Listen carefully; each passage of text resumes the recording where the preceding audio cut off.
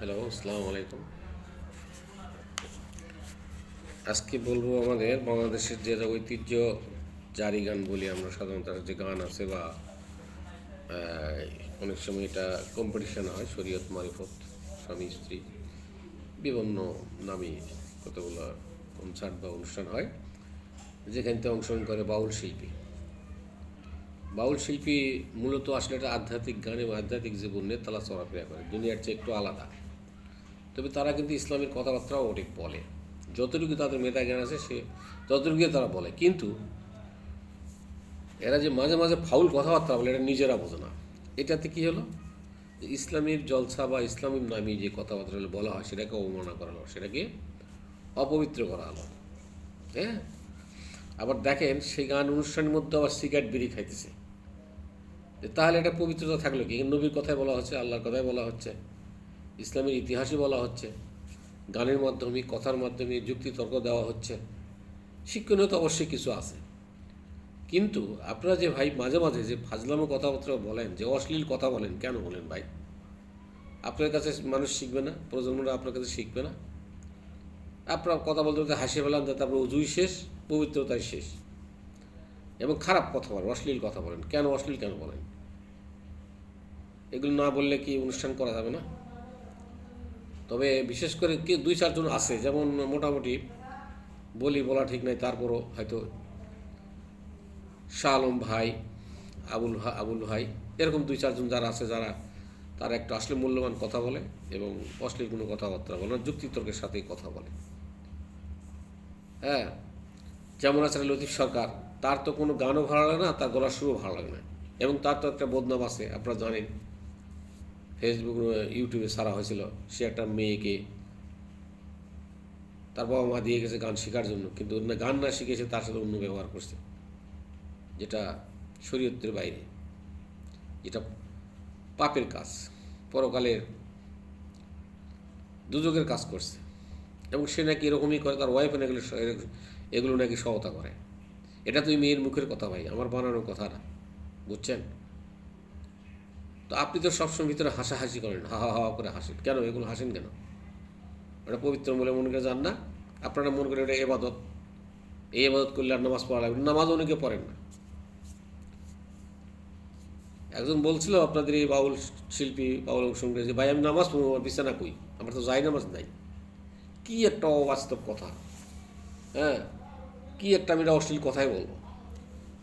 কোরআন হাদিস বলছে নামাজ পড়ুন, মসজিদে যা পড়ুন, মাটিতে পড়ুন, যায় নামাজে পড়ুন, গামছা পিছিয়ে পড়ুন, নামাজ পড়তে হবে, একটা হলেই হলো।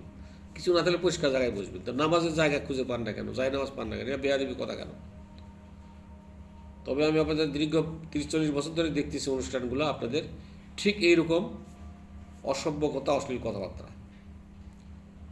এগুলো কখনো বলবেন না ভাই, বলে আসরটাকে, মঞ্চটাকে নষ্ট করেন না।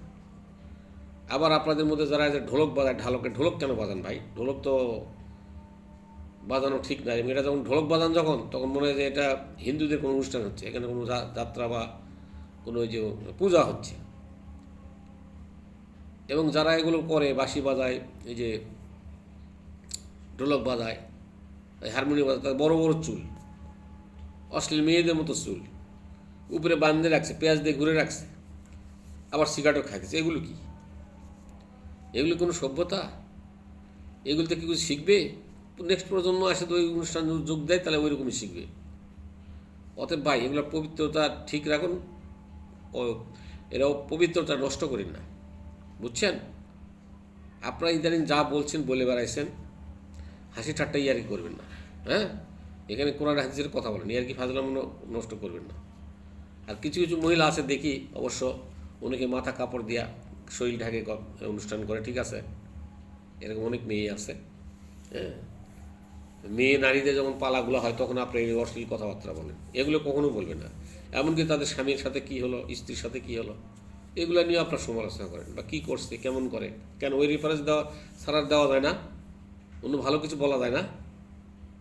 অতএব ভাই, এগুলো বাদ দেন। হ্যাঁ, দিয়ে সমাজ গড়ার মতো সুষ্ঠু, সবল, স্বাবলম্বী, হ্যাঁ, একটা অনুষ্ঠান করেন, যেটা দেখে মানুষ খুশি হয়ে 10 জনকে জানাবে, আপনার পরিবার ভালো হবে, পরিবার গুছিয়ে উঠবে, গোছানো একটা ফ্যামিলি হবে আপনার। এটা কি জানেন? এটা বোঝেন? আপনি অনুষ্ঠান করতেছেন, আধ্যাত্মিক গান গাইতেছেন, কম্পিটিশন, ভালো কথা। পাশাপাশি নামাজ পড়েন, মুসলমান হলে নামাজ পড়েন ভাই। শরীয়ত মারিফতের যে কথা বলেন, শরীয়ত মারিফত ঠিক আছে, কিন্তু ওই মারিফত মানার মতো লোক আর মারিফত মানলে সারা দেশের লোক আর কোনো নামাজই বলবে না, এবং আপনার কোনো সমাজে কেউ দাগ যাবে না। দেখা গেল এক জায়গায় 10টা লোক একরকম ভালো কাজ করে, আর আপনি 3জন মন্দ কাজ করেন, বা আপনার 3জনটা ভালো লাগে না, তো 10 জনের কাছে যাবে না, আপনার কাছে মানুষ যাবে। তাই হ্যাঁ, যেগুলো কথা বলা যায়, ইসলামের অনেক কথা আছে, অনেক গোপন কথা আছে, যেটা প্রকাশ করা যাবে না সমাজে, করলেই সমাজ নষ্ট হবে। তাই যত বাউল শিল্পী আছেন, বিশেষ করে শাহ আলম ভাইকে বলছি, আপনার নেতৃত্বে আপনি সিনিয়র, আপনার উপরে অবশ্য সিনিয়র আছে কয়েকজন, আপনারা সবাই আপনাদের অধীনস্থ শিষ্য যারা আছে বা যারা আগামীতে আসবে, তাদেরকেও এগুলো নিষেধ করার জন্য আমি আপনাদের কাছে অনুরোধ করতেছি, দেশ, জাতি এবং সমাজের স্বার্থে। বুঝছেন ভাই? আমার স্বার্থে না। তো আপনাদের এই অনুষ্ঠান, আপনাদের এই আশা আকাঙ্ক্ষা অব্যাহত থাক, এবং আপনারা ভালো থাকেন, ভালোভাবে অনুষ্ঠান পরিচালনা করেন। সকলে ভালো থাকেন, সকলে মঙ্গল কামনা করে শেষ করতেছি। খোদা হাফেজ, আপনাদের দীর্ঘায়ু কামনা করি।